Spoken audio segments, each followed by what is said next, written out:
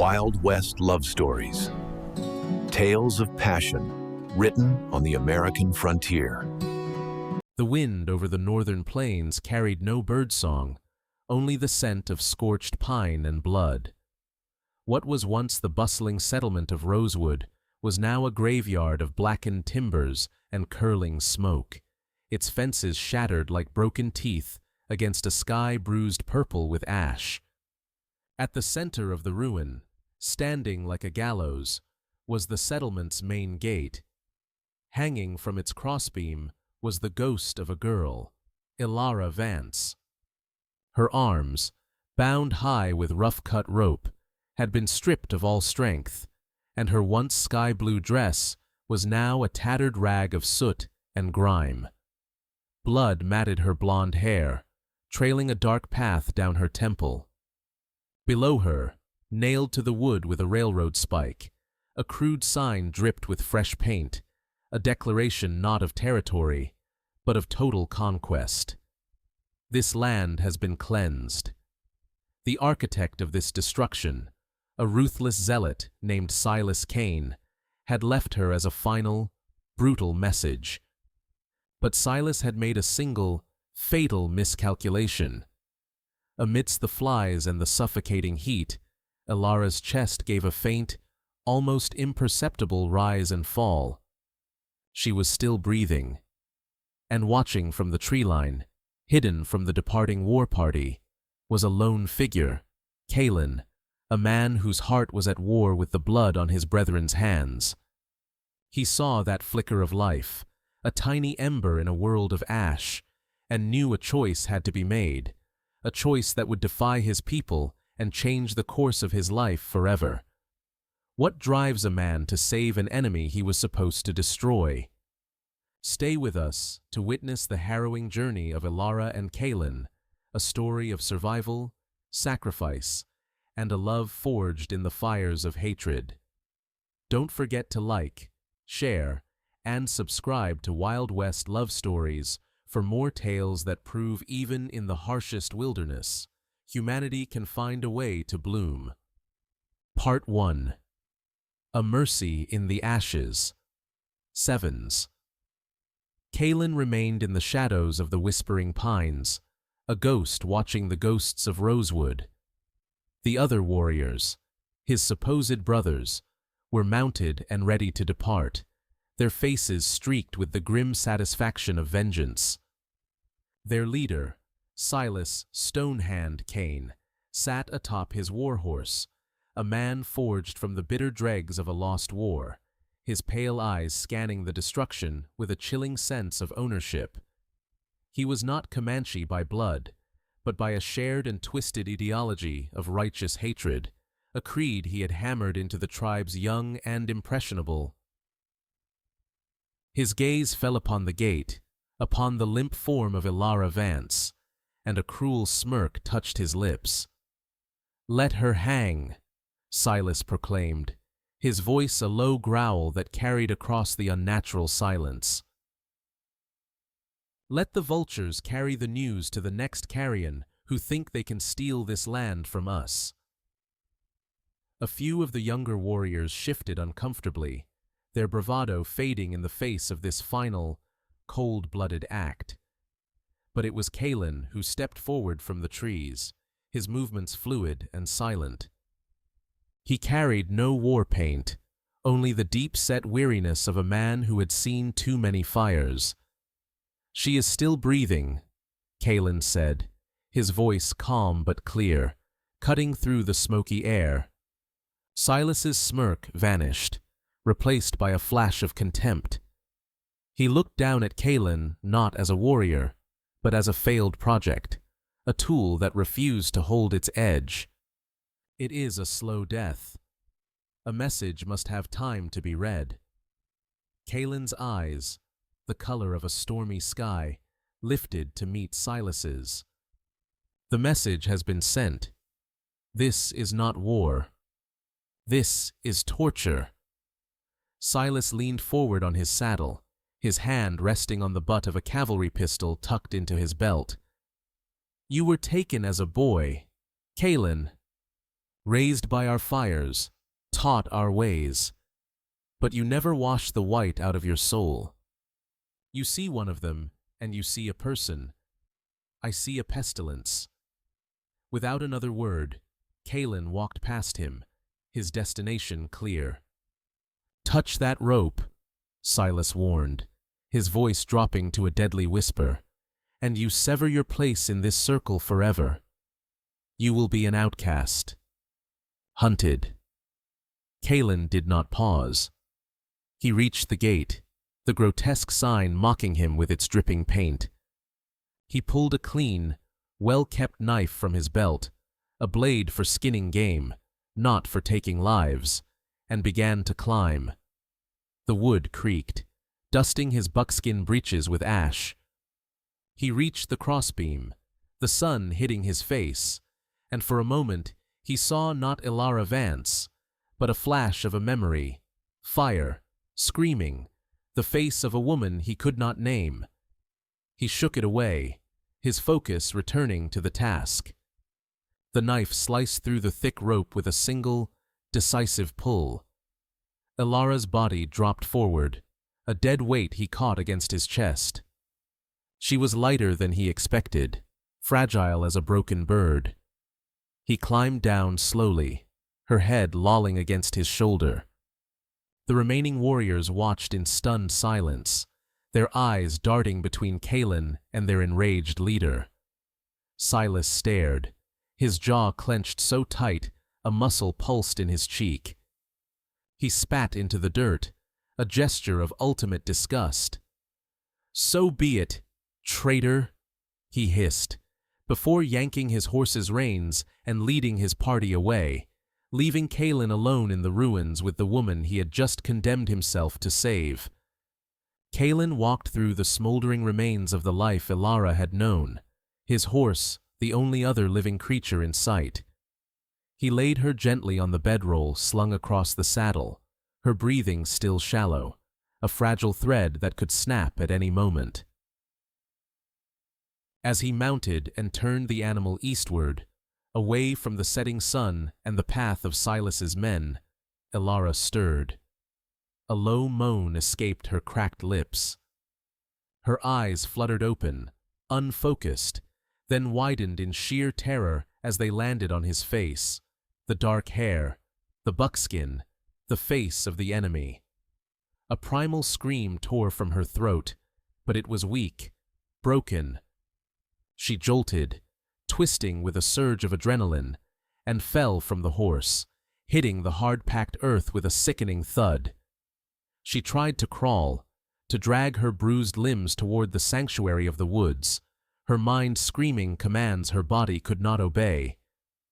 Kaelen dismounted, his movements slow, deliberate, as if approaching a spooked mare. "No," she rasped, backing away, her fingernails clawing at the dirt. "Don't touch me." She fumbled for a rock, her hand closing around its sharp edge. She swung it weakly, the stone falling harmlessly at his feet. And then the last of her strength gave out. Her shoulders heaved with a dry, racking sob, and she collapsed, her face pressing into the dust. "Just kill me," she whispered, the words raw and breaking.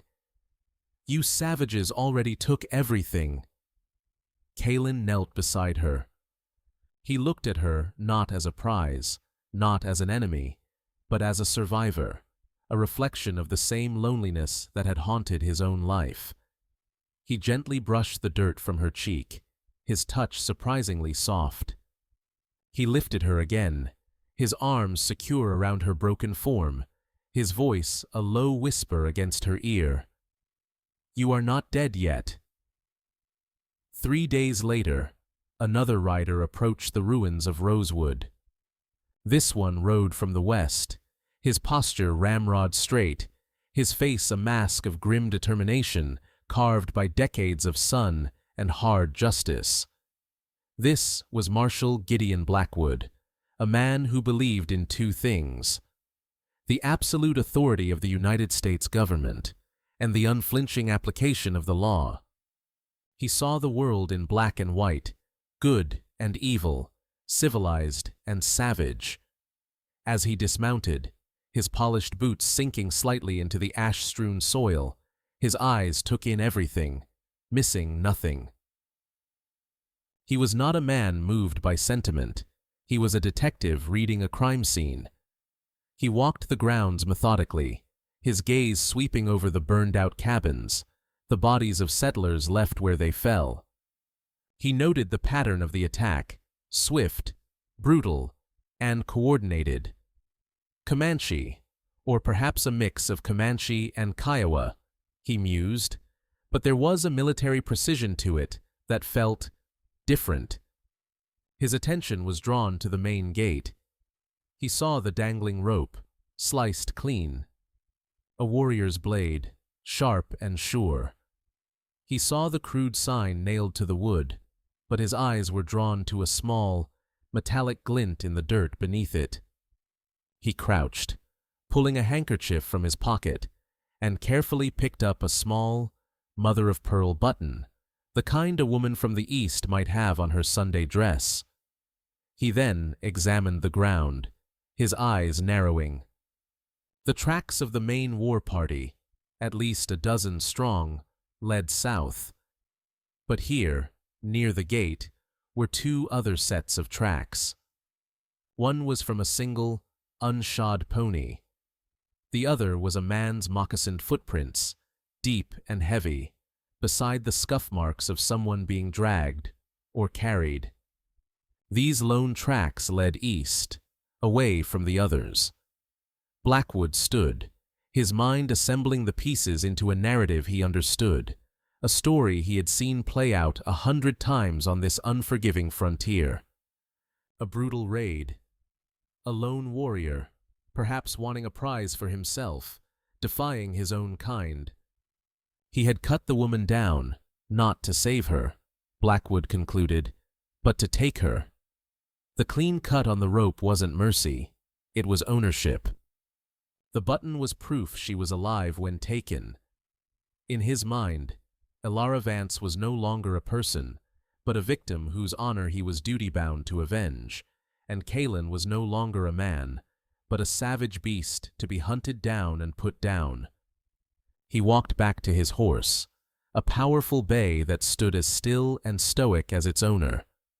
From his saddlebag, he retrieved a hawk and rifle, checking its action with an efficient, practiced motion. His duty was clear, his resolve absolute. He would find this savage.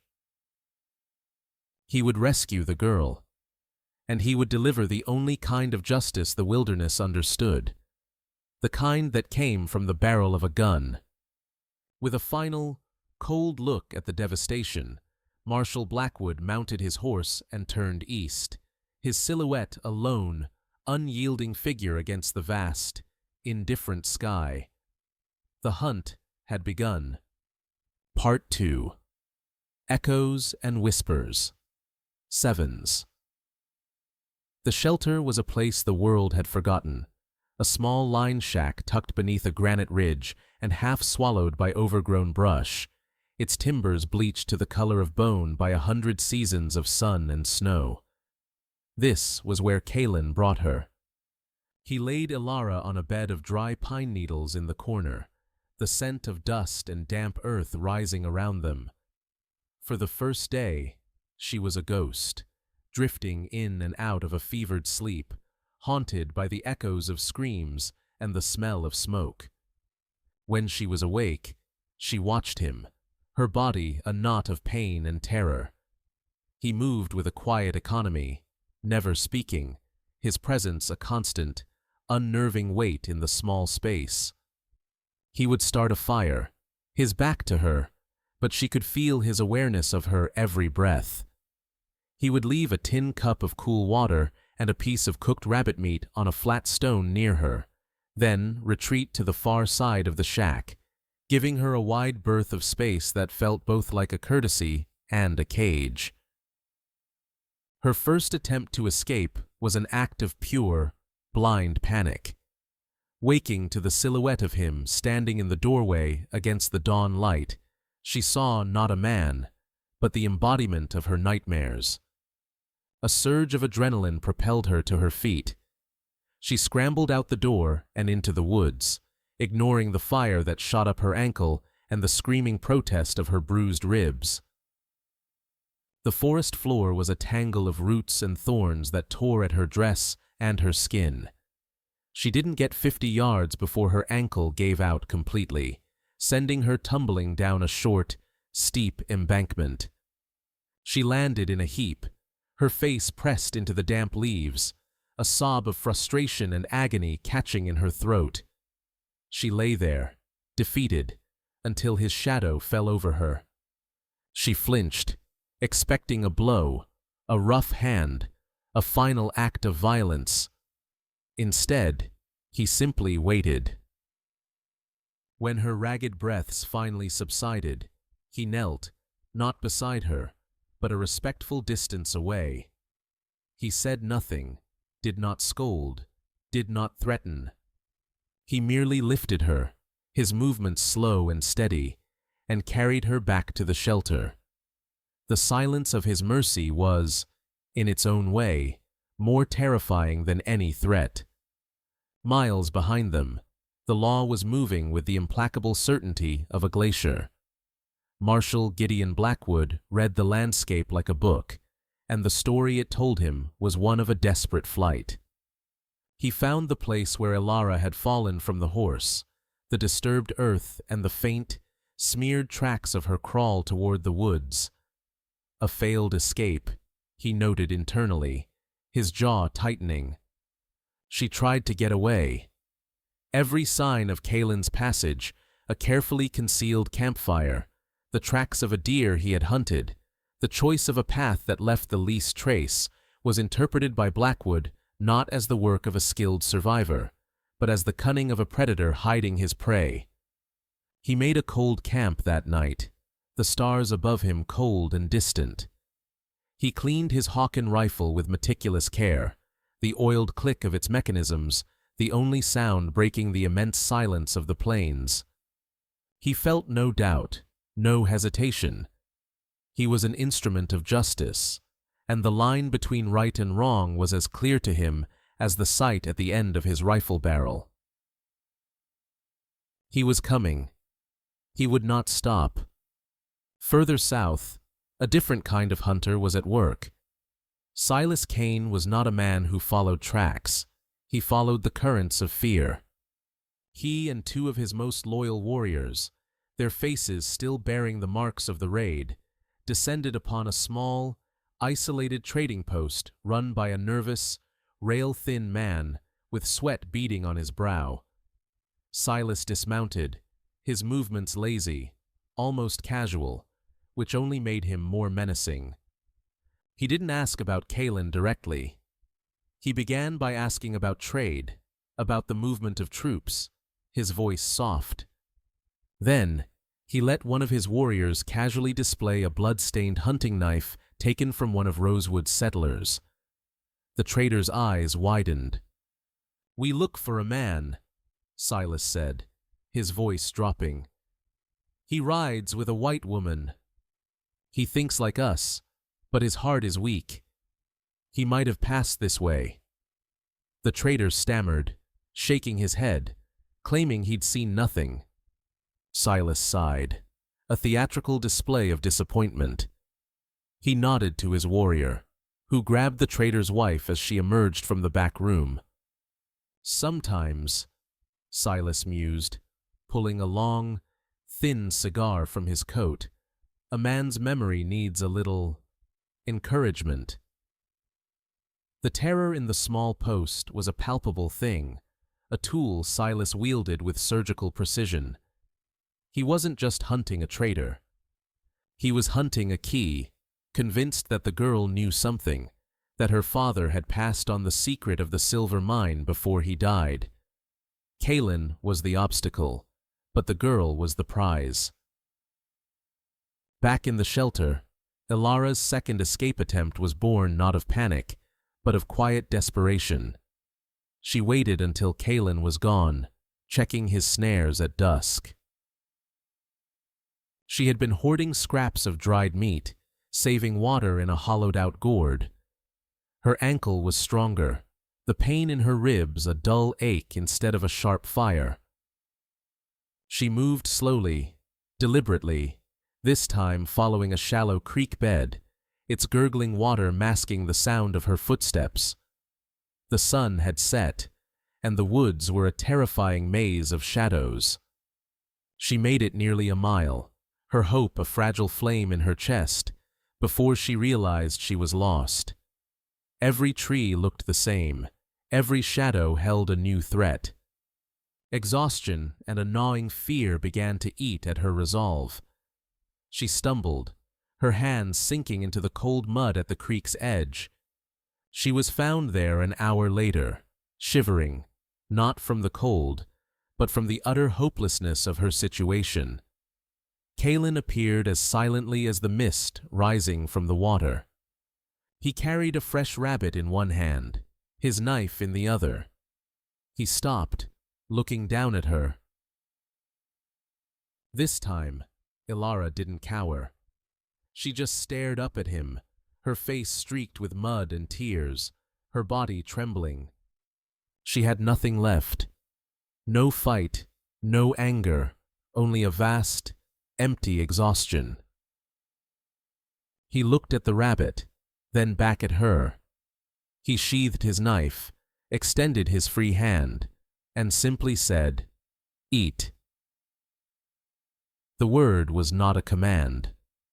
It was a statement of fact, a recognition of the most basic, fundamental need that connected them both. He helped her back to the shelter. That night, she ate the meal he prepared, the silence between them no longer charged with her fear, but with a heavy, unspoken curiosity. He was not the monster from her nightmares. He was not the savage from the stories. He was a man, quiet and solitary, whose actions defied every prejudice she had ever held. He kept her alive. He treated her wounds.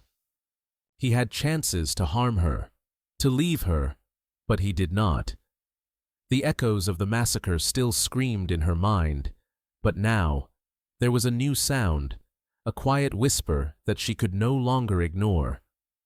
It was the whisper of a question. As he banked the fire for the night and settled into his bedroll across the room, Elara sat up, pulling the rough blanket tighter around her shoulders.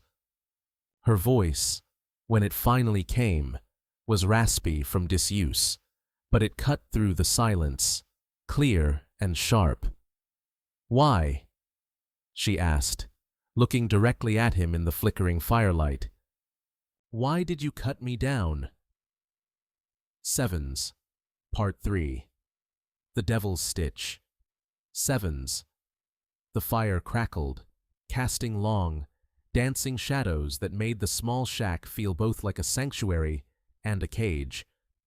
Elara's question hung in the air between them, heavy and sharp. Kaelen didn't answer for a long time. He stared into the flames, his face a mask of old sorrows, his mind seemingly miles away. When he finally spoke, his voice was low, like the sound of stones grinding together deep underground. "I was 5, he began, not looking at her. "I don't remember my real parents, not their faces. Just fire and screaming. A Comanche war party raided our homestead. They killed everyone." He paused, his knuckles white as he gripped his own knee. "But they didn't kill me. A woman in the tribe, her name was Grey Willow, had just lost her own son to the coughing sickness. She saw me, and she took me. I became her son." Elara listened, her own grief momentarily forgotten, replaced by a stunned empathy. "They raised me," he continued, a bitter edge to his tone. "Taught me to hunt, to fight, to ride. But I was never one of them. My hair was not dark enough. My eyes were the wrong color." To the other boys, I was Coyote, the half-thing. To the elders, I was a curiosity, a living spoil of war. Grey Willow loved me, but her love was a cage of its own. I learned to be quiet, to be useful, to survive. But I never belonged. He finally turned his head, his gaze meeting hers across the firelight. It was a look of profound, soul-deep loneliness, a look she recognized in the mirror every morning.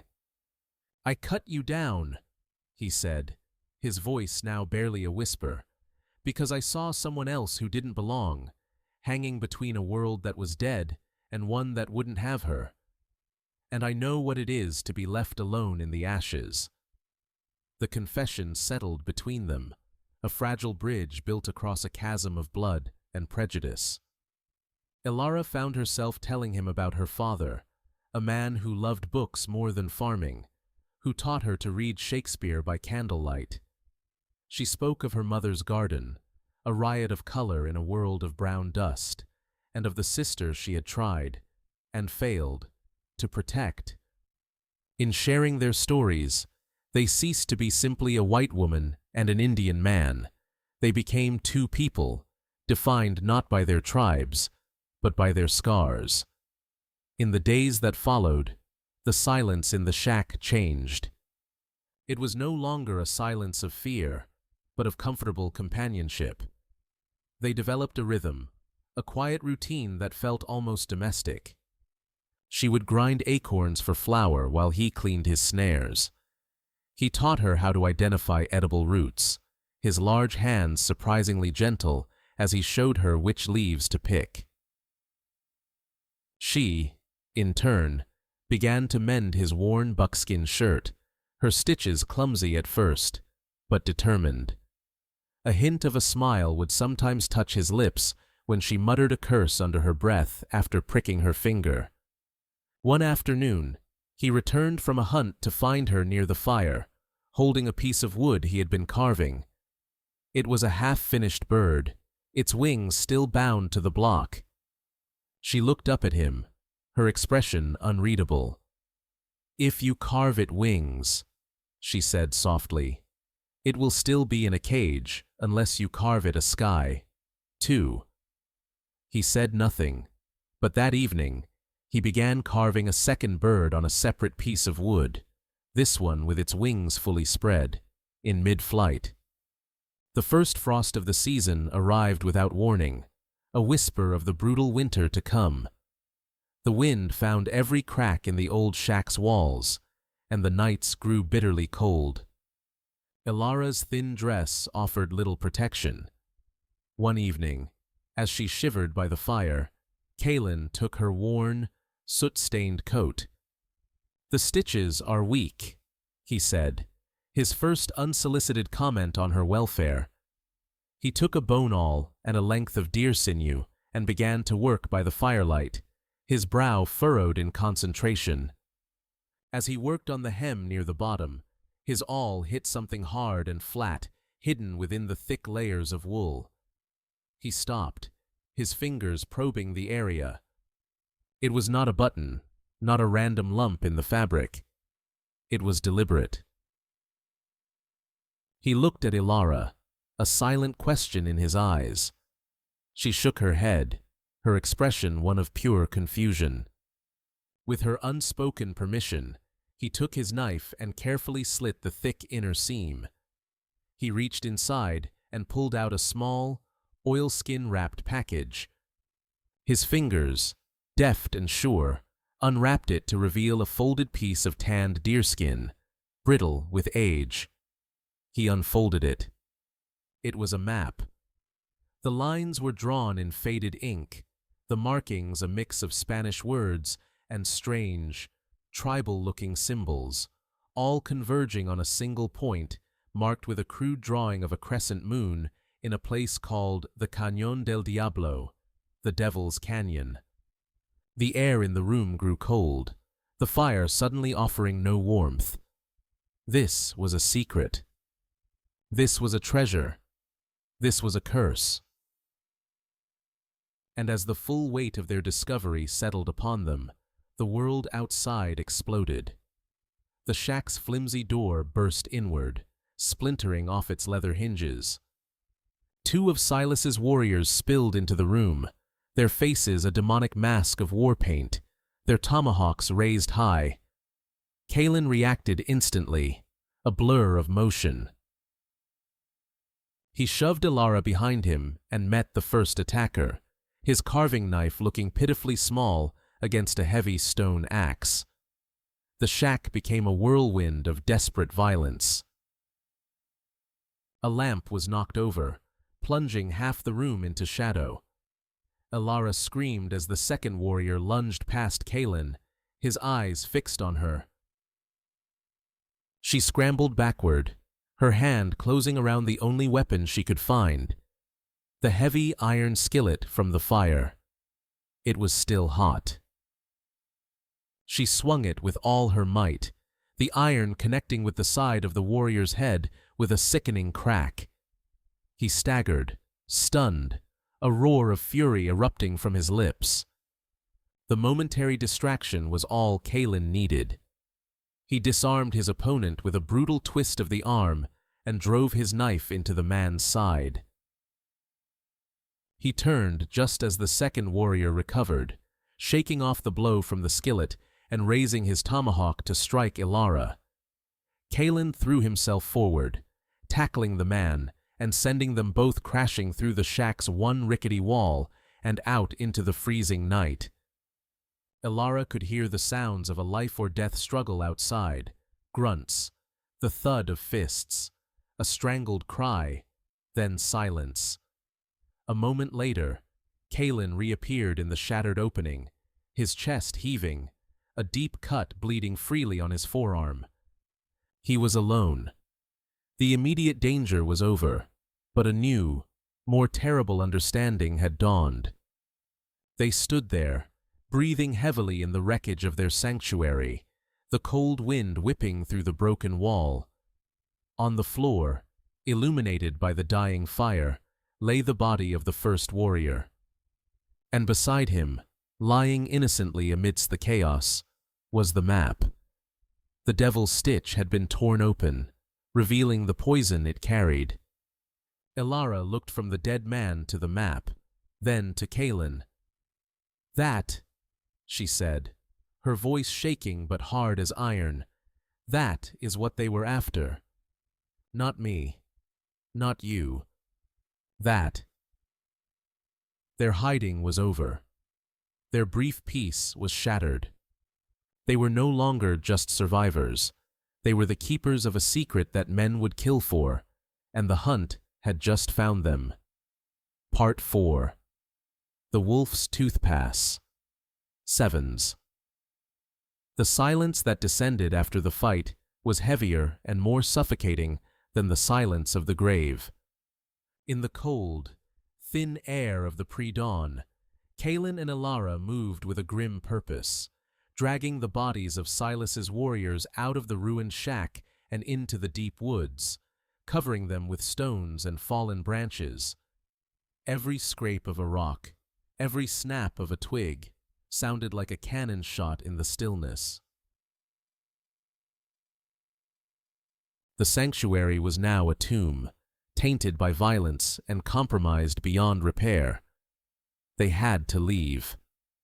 Back inside, as Elara hastily packed what few supplies they had, dried meat, a water skin, the tattered blankets, Kaelen stood over the map, which lay unfurled on the dirt floor. The firelight made its cryptic lines seem to writhe like serpents. With a sudden, decisive movement, he reached down, snatched it up, and strode toward the fire. "No!" Elara's voice was sharp, cutting him to a halt. He turned, his face a mask of grim resolve. "It is a curse," he said, his voice low and guttural. "It brought them here. It will bring more. Blood will follow this thing until it is destroyed." Elara stepped in front of him, her body trembling not with fear, but with a new, hard-won fury. You think burning it will make us safe? They won't stop. Silas won't stop. He doesn't want the map, Kaelen. He wants what the map leads to. He'll think we memorized it. He'll hunt us, torture us, until he gets what he wants. That map is the only thing keeping us alive right now. Kaelen stared at her, his expression torn. His entire life had been shaped by the destructive greed of other men, a greed this map represented. His instinct was to erase it from the world. It is a piece of paper that men have died for, he argued, his voice pleading. And more will. Yes, Elara countered, her gaze unwavering, her voice dropping but losing none of its intensity. And we will be next unless we use it. This isn't about riches. This is about leverage. It is a key, and right now, it's the only key we have to a door out of this nightmare. She was no longer the terrified girl he had cut down from the gate. The fire of her ordeal had burned away her fragility, leaving behind something resilient, something forged in pragmatism and a desperate will to live. He looked from her determined face to the cursed parchment in his hand, and slowly he lowered his arm. She was right. He had been trying to run from the past, but she was smart enough to know they had to outrun the future. There is a place, he said after a long moment, his mind shifting from reaction to strategy. A mountain range to the north. The settlers call it the Wolf's Tooth. It is a hard journey, a killer in the winter. Few would dare to follow. But on the other side is the Oregon Territory. The law is different there. A marshal's authority fades at the border. A new plan was born, not of hope, but of sheer necessity. Their journey began within the hour, a desperate ascent from the low plains into the unforgiving highlands. The world changed around them. Soft earth gave way to sharp shale that tore at their worn moccasins. Gentle streams became raging torrents of snowmelt that had to be crossed with a rope of plaited vines, their bodies submerged in the ice-cold water. The air grew thin and sharp, and every breath was a labor. The mountains were not a passive backdrop. They were an active, malevolent antagonist. They tested every weakness, punishing every mistake. But through this shared hardship, a new dynamic emerged. Kaelen taught her to read the land, to see the subtle signs of a game trail, to know which clouds carried snow. She, in turn, rationed their dwindling food with a strict discipline he lacked, and tended to the cut on his arm with a focus that belied her trembling hands. They moved together, a single unit of survival, their earlier argument forgotten, replaced by an unspoken, absolute reliance on one another. 2 days behind them, Marshal Blackwood arrived at the abandoned shack. He dismounted, his Hawken rifle held at the ready. The scene was one of chaos and death. He found the shallow graves in the woods, and with the butt of his rifle, he dislodged a few stones, revealing the face of one of the dead warriors. The man's war paint was different from that of the Rosewood Massacre. More importantly, Blackwood saw a crude tattoo on the man's wrist, the crossed cannons of a Confederate artillery unit. He was no simple Comanche warrior. He was a white man playing Indian. Blackwood's mind, ever the cold logician, processed this new information through his established bias. The savage he was hunting wasn't just a kidnapper. He was a killer of his own kind, a renegade so dangerous he was slaughtering other outlaws. The girl, Elara, must be in unimaginable peril, a pawn in a war between factions of savages. He saw their tracks leading north, up into the foothills of the Wolf's Tooth. A fool's path, he thought. a suicidal gesture. His resolve, already like iron, hardened into steel. He was no longer just a lawman, he was a savior, and he would follow them into the very jaws of hell to rescue that girl. The real hell, however, was personified in Silas Cain's rage. He found the makeshift graves his men had been left in, his face contorting into a mask of pure fury. That Kaelen, the coyote, the weak-hearted traitor, had not only defied him, but, with the help of a slip of a girl, had killed 2 of his best men. It was an insult that demanded a brutal reckoning. He now knew with absolute certainty that they possessed the map. Their desperate flight into the mountains was the final confirmation. But Silas was a different breed of hunter than Blackwood. He was not bound by the rules of tracking. He had lived in these lands for years. He knew the secrets of the mountains, the goat paths, the treacherous shortcuts the settlers and lawmen were too cautious to use. He looked at the tracks leading up the main trail, then turned his gaze to a sheer, forbidding cliff face to the east. "They take the long way around," he sneered to his remaining warrior. "We will take the throat. We'll be waiting for them at the pass." For Elara and Kaelen, the pass was still a distant, terrifying goal.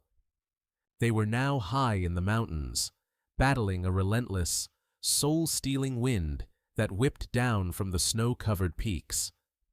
They came to a narrow ledge, barely a foot wide, with a sheer drop of 1,000 feet on one side. The wind howled, threatening to tear them from their precarious footing. Elara froze, her body pressed against the cold rock, the terrifying abyss yawning below her. Kaelen, seeing her panic, did not speak. He simply took her hand, his grip firm and warm, and placed it on the shoulder strap of his pack. He took her other hand and placed it on his belt. "Do not look down," he said, his voice close to her ear, a solid anchor in the screaming wind. "Look at my back. Where I step, you step." Inch by agonizing inch, they shuffled across the ledge, a single entity joined by touch and trust. When they finally reached the other side, they collapsed onto a wider outcrop of rock, their bodies shaking, their breaths coming in ragged gasps. They huddled together against the biting wind, seeking warmth from each other's bodies. The argument over the map felt like a lifetime ago. All that mattered now was the shared warmth, the steady beat of a heart other than their own. Kaelen looked up. Ahead of them, stark and white against the darkening sky, loomed the final barrier. The jagged, snow-choked maw of the Wolf's Tooth Pass. It looked like the skeletal jaws of some great beast, waiting to devour them.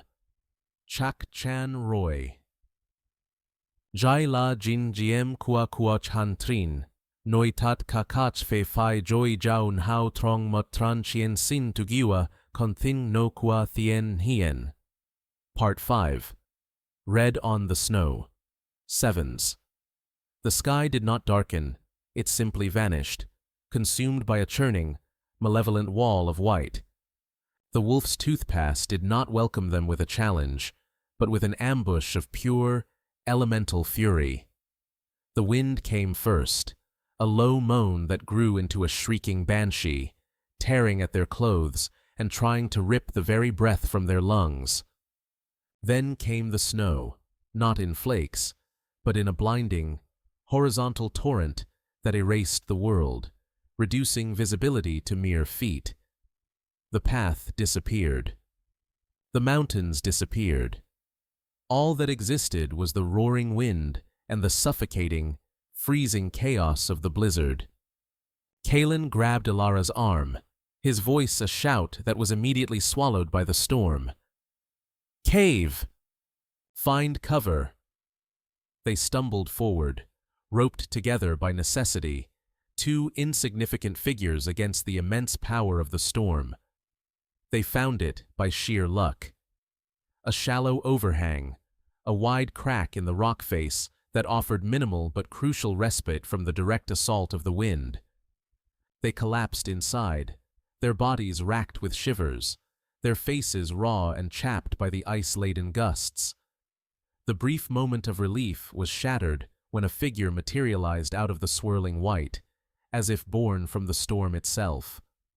He was a golem of snow and grim purpose, his duster coated in ice, his face nearly blue with cold, but the Hawken rifle in his hands was steady, and his eyes burned with an unholy fire of righteousness.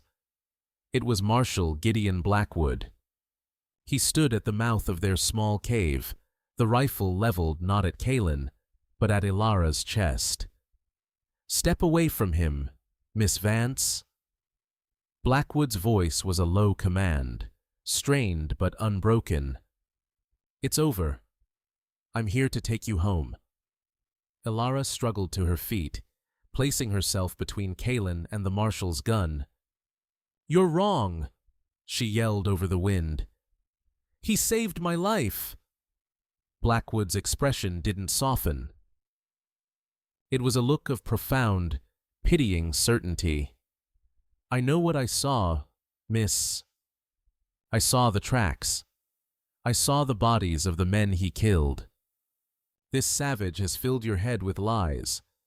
It's the prairie fever. Now, for the last time, step aside." Kaelen rose slowly behind her, his hands held open, away from his knife, a gesture of peace that looked like surrender. But before another word could be spoken, a new shape emerged from the blizzard, this one silent and swift. A tomahawk sliced through the air, aimed at Blackwood's exposed back. Kaelen moved in a flash, shoving the stunned Marshal to the ground as the axe buried itself in the rock where his head had been. The blizzard had delivered the final player to their stage. Silas Kane, and what remained of his war party, were upon them. The world erupted into a maelstrom of violence, the white snow becoming a canvas for a battle of ghosts. It was a chaotic, desperate melee. Blackwood, his rigid worldview shattering in the face of an unexpected attack, found himself fighting for his life. He fired his rifle, the shot a dull thud in the thick, snowy air, taking down one warrior. But as he struggled to reload, another lunged at him with a knife. He was saved by Kaelen, who intercepted the attacker, his own knife a blur of motion. For a surreal moment, the lawman and the renegade stood back to back, fighting a common enemy. The clear lines of Blackwood's world, the black and the white, bled together into a confusing, violent gray.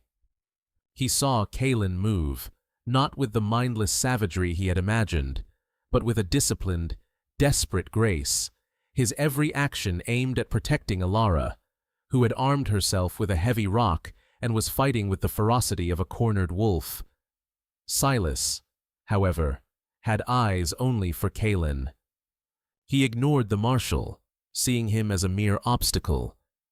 He moved through the chaos, his movements predatory, and launched himself at Kaelen.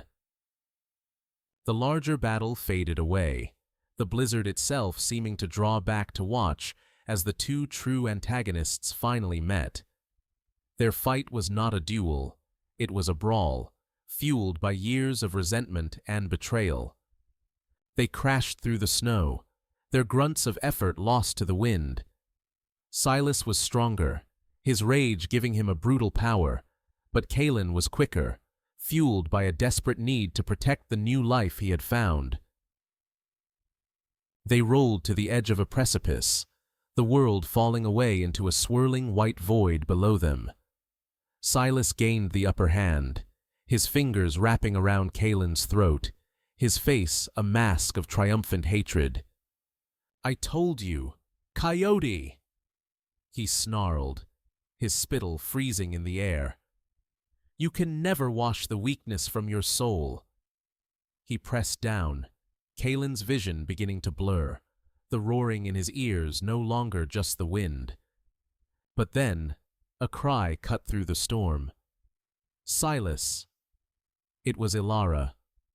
She stood on a rock above them, her hair a wild, snow-caked halo, holding the map in her hand. It's here. This is what you want.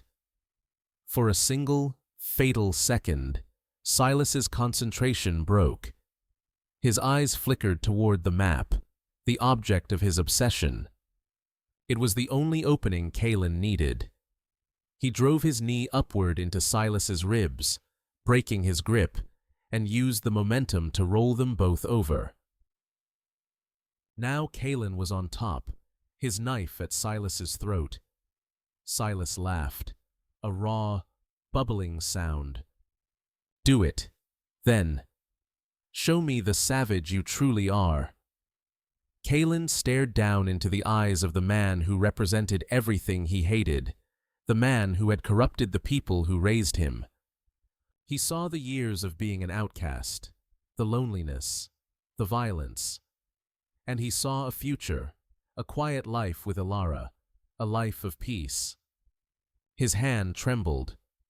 Then, with a guttural roar, he drove the knife down, not into Silas's throat, but deep into the snow beside his head. He would not become him. He would not win by becoming the monster. Instead, he drew his arm back and delivered a single, brutal punch to Silas's temple. The man's eyes rolled back, and his body went limp. But the ground beneath them, already unstable, gave way.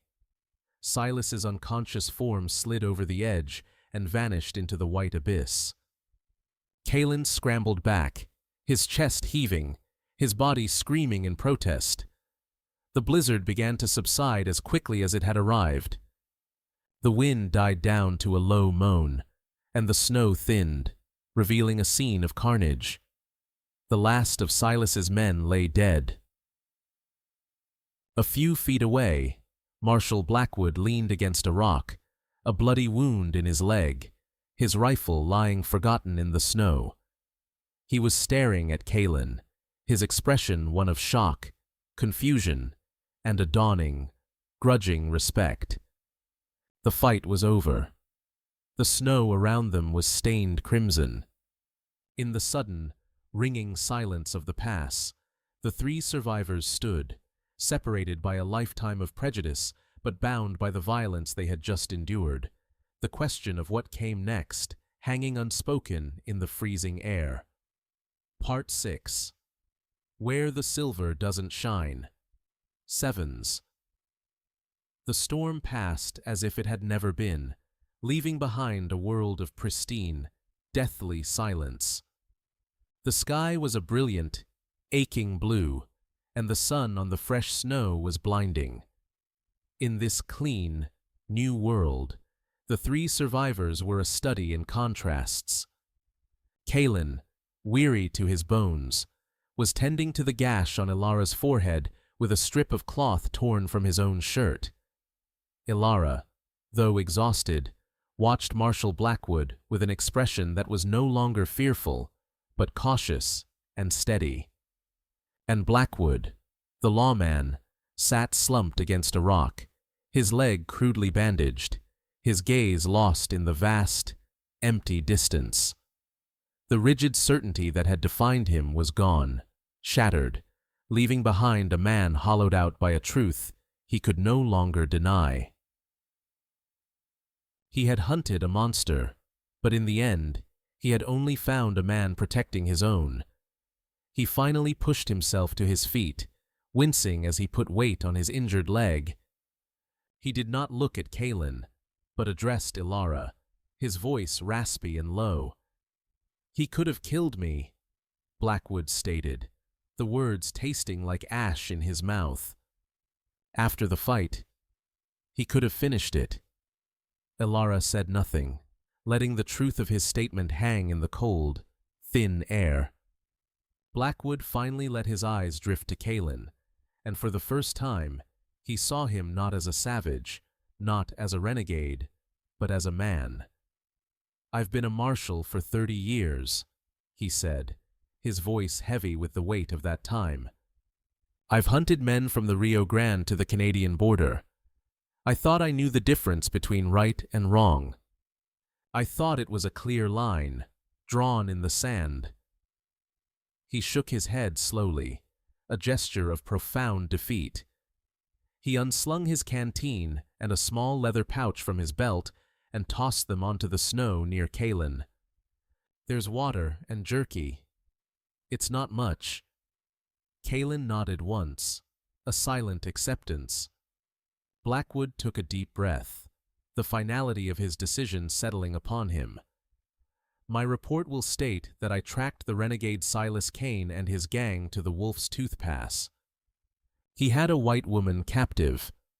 I engaged them, but a blizzard hit. A bad one. Caused an avalanche." He looked from Kaelen to Elara, his eyes conveying the gravity of his next words. There were no survivors. With that, he turned and began the slow, painful limp back the way he had come, a man leaving not just a mountain pass, but the wreckage of his own convictions. He never looked back. They watched him go until he was a small, dark speck against the endless white, and then he was gone. They were alone. They were free. Their journey to the Cañón del Diablo took another week, a pilgrimage through breathtaking, untouched wilderness. When they finally stood on the ridge overlooking the valley, they understood why men would kill for it. It was a perfect sanctuary, a deep green valley carved by a crystal-clear river, sheltered on all sides by towering walls of red rock. It was a world hidden from the rest of the world. For 2 days, they simply rested, letting the peace of the place seep into their bones, healing wounds deeper than flesh. On the third morning, Kaelen took the map from his pack. They stood by the river's edge, the source of all the life in the valley, and looked at the cursed parchment one last time. Elara traced the line leading to the crescent moon, the mark for the silver mine. It was a promise of wealth beyond imagining, a promise of power, a promise of everything the world they had fled held dear. "It could make us kings and queens of this place," she said softly, testing the words, the idea. Kaelen looked at her, then around at the valley, at the hawks circling in the clear sky, at the quiet dignity of the ancient pines. "We have been hunted by a king," he said. "I have no desire to become one." Elara nodded, a slow, radiant smile spreading across her face. It was the answer she already knew, the one her heart had hoped for. She took the map from his hands, and together, they fed it to the flames of their morning campfire. They watched as the deerskin curled, the ink vanishing, the secrets of the Devil's Canyon turning to black, weightless ash that drifted away on the breeze, leaving nothing behind. The life they built was measured in the turning of seasons, not the weighing of silver. The first year, they built their home, a sturdy cabin of lodgepole pine, its back to the wind, its face to the morning sun. He taught her how to notch the logs, and she taught him the words to a song her mother used to sing. Their hands were calloused, their bodies ached, but every evening they would sit by their own hearth, in a home built not on a claim, but on a shared promise. The second year, they tilled the soil, planting corn and squash and beans, the 3 sisters of the people who had raised him. They found a wild filly with a broken leg, and nursed her back to health, the beginning of a small herd. He carved her a bird, the one with wings spread in flight, and placed it on the mantel above the fireplace. She stitched him a real shirt from tanned deer hide, the seams straight and true. Their first kiss was not one of passion, but of quiet reverence, a shared moment of awe and gratitude for the simple, profound fact of their survival, of their peace. As the years passed, their valley became a quiet legend.